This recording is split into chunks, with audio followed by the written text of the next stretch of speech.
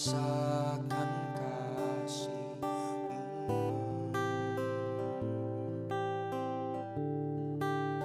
tinggal dekat-Mu setiap saat di dalam hidupku. Bapakku yang baik, sangat ku cinta.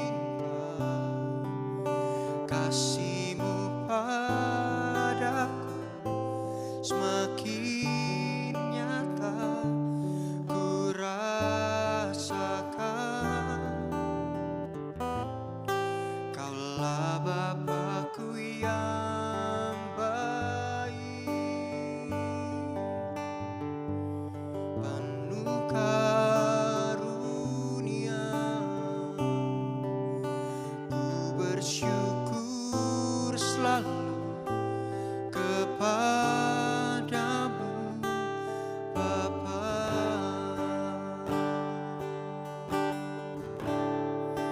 Memandang wajah, rasakan kasih-Mu,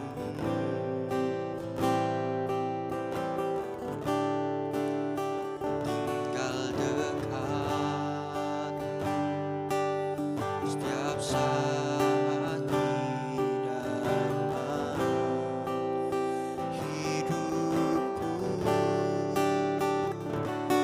Bapakku yang baik, sangat ku cinta. Kasih-Mu padaku semakin nyata ku rasakan. Kaulah Bapakku yang baik, penuh karunia. Bersyukur selalu kepadamu, Bapa.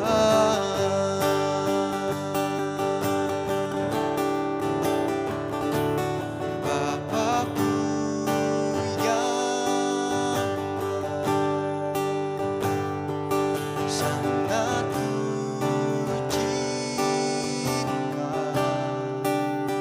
Kasih-Mu padaku semakin nyata ku rasakan. Kaulah Bapakku yang baik, penuh karunia.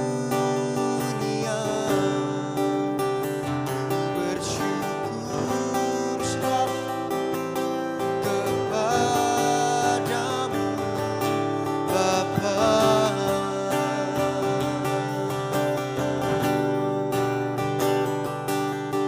Kami bersyukur kepadamu, Bapa. Kau Bapa yang baik kepadamu, Kau Bapa yang sungguh baik.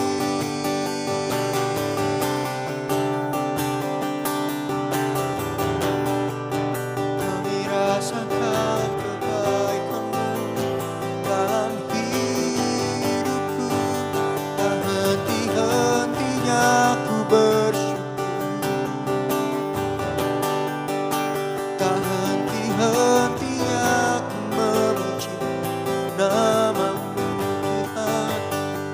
Bapa yang baik, Allah yang setia, Kau tak pernah meninggalkanku sendiri.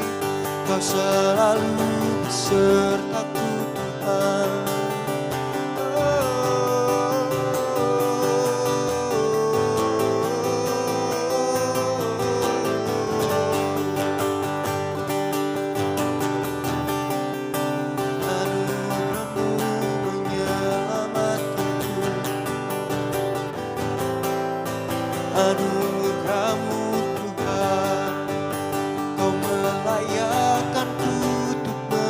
menjadi anakmu. Kau melayakkanku untuk menjadi anakmu Tuhan. Kau Bapakku, Kau Yesusku.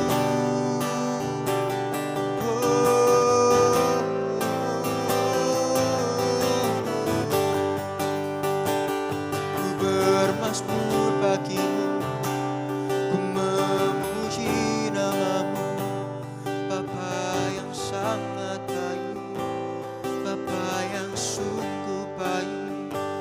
Kau teramat baik kepadaku, Kau teramat baik Tuhan. Bapakku yang sangat ku cinta, kasih-Mu padaku semakin nyata ku rasakan. Kaulah Bapakku yang baik, penuh karunia-Mu. Ku bersyukur selalu kepadamu Bapa.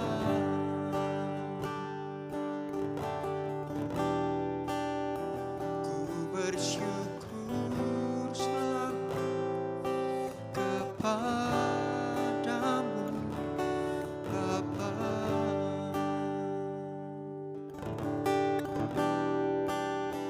Ku bersyukur selalu kepadamu Bapa.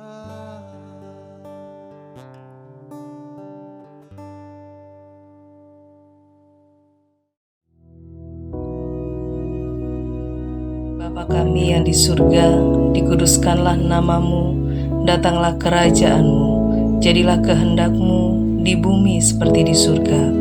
Berikanlah kami pada hari ini makanan kami yang secukupnya, dan ampunilah kami akan kesalahan kami, seperti kami juga mengampuni orang yang bersalah kepada kami. Dan janganlah membawa kami ke dalam pencobaan, tetapi lepaskanlah kami daripada yang jahat. Karena Engkaulah yang empunya kerajaan dan kuasa dan kemuliaan sampai selama-lamanya. Amin.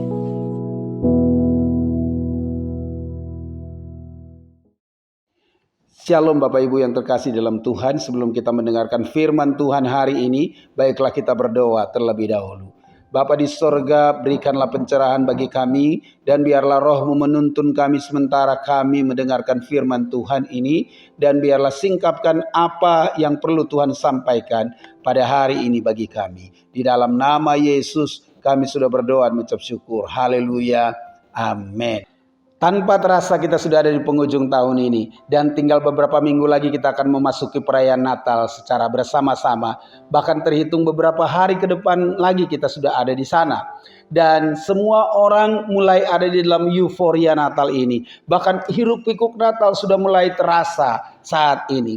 Dan gereja-gereja yang ada mulai berbenah diri, bahkan mulai setting ruangan mereka dengan memasukkan ornamen-ornamen Natal mungkin, dan merenovasi bagian-bagian yang ada sehingga bisa terasa suasana Natal ketika jemaat masuk ke dalam gereja.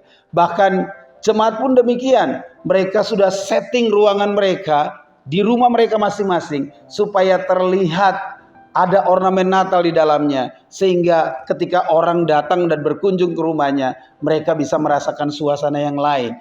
Bahkan kalau kita mau jujur, kita mulai setting jadwal kita 3 bulan sebelumnya untuk bisa liburan Natal dan Tahun Baru bersama-sama dengan keluarga kita, baik itu keluar kota, keluar pulau, atau keluar negeri. Kita bisa bercengkrama dengan mereka di waktu Natal, sehingga kita bisa berbagi kasih bersama-sama dengan keluarga kita. semuanya tidak salah. Tapi mari kita belajar dari orang-orang Majus yang dituliskan di dalam Injil Matius pasal yang kedua ayat 10 hingga ayat 11. Dikatakan di sana bahwa ketika mereka melihat bintang itu di ayat 10, sangat bersukacitalah mereka. Walaupun orang Majus harus melalui perjalanan yang sangat lama untuk bisa bertemu dengan bayi Yesus, tetapi mereka setting hati mereka supaya meskipun perjalanan itu sangat lama, tapi mereka harus jalani itu dengan sukacita. Bagaimana dengan kita? Saya yakin rumah ibadah tidak terlalu jauh dari rumahmu. Rumah ibadah tidak terlalu jauh dari tempat kos-kosanmu. Rumah ibadah tidak terlalu jauh dari apartemenmu. Rumah ibadah tidak terlalu jauh dari tempat di mana engkau tinggal. Tapi kadang-kadang pada saat kita datang beribadah, kita menuju rumah Tuhan sudah tidak dengan sukacita. Mari kita belajar dari orang-orang Majus ini. Mereka saja menjalani perjalanan yang sangat jauh dengan sukacita. Kalau perjalanan kita pendek, mestinya kita bisa lebih bersukacita. Dan hal yang kedua, mari kita lihat di ayat 11 dikatakan di sana, maka masuklah mereka ke dalam rumah itu dan melihat anak itu bersama Maria ibunya, lalu sujud menyembah dia. Hal yang kedua yang dilakukan oleh orang-orang Majus yang perlu kita belajar bersama-sama, kita pelajari bersama-sama di sini adalah ketika mereka bertemu dengan bayi Yesus, mereka menyembah dia. Sudah lama mungkin kita datang ibadah Natal, bahkan sudah bertahun-tahun kita merayakan Natal. Kita tidak setting hati kita untuk kita datang dan menyembah dia dengan benar. Terkadang kita datang pada saat perayaan Natal, kita hanya melihat apa yang ditampilkan di depan, apa yang ditayangkan kepada kita. Kita datang, mungkin kita hanya lihat orang-orang yang datang bersama-sama dengan kita. Mungkinkah mereka memakai pakaian yang baru? Atau mungkinkah mereka datang bersama-sama dengan keluarga mereka, lalu kemudian mereka bersukacita bersama? Mungkin itukah yang kita lihat? Dan kita tidak fokus lagi untuk menyembah Tuhan. Itu manusiawi. Dan saya percaya dari tahun ke tahun kita melakukannya.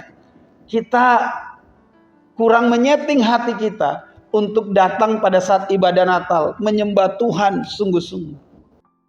Padahal Natal itu cuma setahun sekali. Mari saya ketuk pintu hati kita.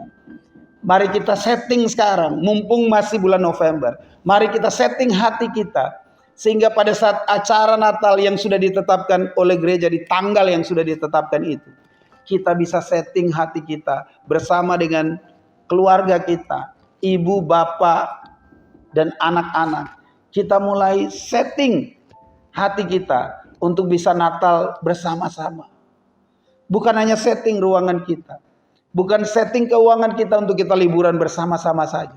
Tapi mari kita setting hati kita untuk menyembah dia. Datang ke rumah ibadah bersama dengan istri anak kita, bersama dengan suami dan anak-anak kita, menyembah dia. Ini yang dilakukan oleh orang-orang Majus. Mereka sujud menyembah meskipun baru bertemu dengan bayi Yesus. Tapi mereka tahu siapa yang mereka sembah. Meskipun masih bayi, tapi mereka datang dan menyembah dia. Mereka sujud, Alkitab katakan begitu. Maka hari ini kita belajar dari mereka. Natal itu bukan hanya berbicara tentang euforia. Bukan hanya berbicara tentang waktu liburan. Tapi Natal itu berbicara tentang bersukacita dan menyembah dia. Sudah berapa lama saudara mempertahankan penyembahan ini? Ketika engkau datang merayakan Natal, engkau bisa menyembah dia dengan hati yang tulus. Inilah yang membuat hati kita tenang. Maria dan Yusuf sangat diberkati melalui kehadiran orang-orang Majus ini. Dikatakan mereka datang dan menyembah bayi Yesus. Dan hati mereka sangat diubahkan.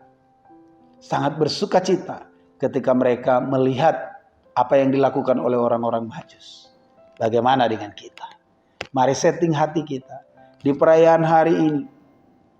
Jangan lakukan apapun atau bawa apapun dulu terlebih dahulu. Tapi mari setting hati kita untuk menyembah Yesus yang lahir bagi kita. Jangan lupa setting hati kita untuk membuka tempat perbendaharaan kita. Natal itu cuma setahun sekali. Mari kita memberikan persembahan yang terbaik bagi Tuhan. Orang Kristen itu terkenal dengan menabur. Kita perlu menabur sungguh-sungguh. Setting persembahan kita mulai dari saat ini. Supaya kita bisa memberikan persembahan yang berkualitas untuk Tuhan. Alkitab berkata, orang-orang Majus tidak ada setting perjalanan mereka supaya mereka berjalan dengan sukacita. Mereka tidak hanya setting hati mereka untuk menyembah Tuhan dengan benar. Tapi yang ketiga adalah mereka setting hati mereka supaya mereka menabur dengan taburan yang berkualitas. Mari kita lihat apa yang mereka tabur. Dikatakan di sana, mereka pun membuka tempat harta bendanya dan mempersembahkan persembahan kepadanya, yaitu emas, kemenyaan, dan mur. Persembahan mereka sangat berkualitas. Ada emas, ada kemenyaan, dan mur. Kalau kita tahu siapa yang kita sembah, siapa yang kepadanya kita beri persembahan, kita tidak mungkin akan beri persembahan yang receh. Kita tidak mungkin memberi persembahan yang asal-asalan kepada Tuhan. Kita tidak mungkin memberikan persembahan yang rendahan kepada Tuhan. Kalau kita mau jujur, Tuhan tidak pernah memberikan yang receh kepada kita. Tuhan tidak pernah memberikan yang biasa-biasa kepada kita. Tuhan tidak pernah memberikan yang kecil bagi kita. Tetapi kita kenapa melakukannya? Bukannya Natal itu cuma setahun sekali. Ada 12 bulan yang kita jalani. Tapi begitu di bulan yang ke-12, kita memberikan hal yang receh kepada Tuhan. Mari setting hati kita. Tahun ini kita harus rubah semua settingan hati kita. Kita harus memberi dengan pemberian yang lebih berkualitas daripada tahun-tahun yang lalu. Kalau dulu engkau tidak memberikan pemberian yang berkualitas, tahun ini mari berikanlah pemberian yang berkualitas. Sama seperti orang-orang Majus ini.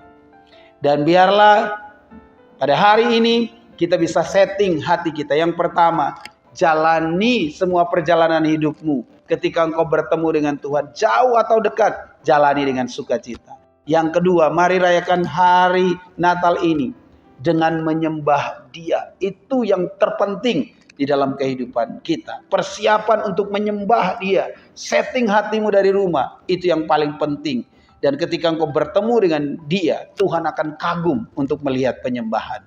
Dan yang terakhir adalah mari kita setting hati kita. Berikanlah pemberian yang berkualitas, persembahan yang berkualitas, supaya engkau dan keluargamu diberkati oleh Tuhan. Kiranya Tuhan memberkati kita melalui kebenaran firman Tuhan ini. Mari kita berdoa bersama-sama. Tuhan Yesus, kami bersyukur boleh mendengarkan kebenaran firman Tuhan. Dan Roh Kudus melanjutkan menerjemahkan secara sempurna apa yang sudah hamba sampaikan kepada jemaat Tuhan pada hari ini. Di dalam nama Yesus, haleluya. Amin.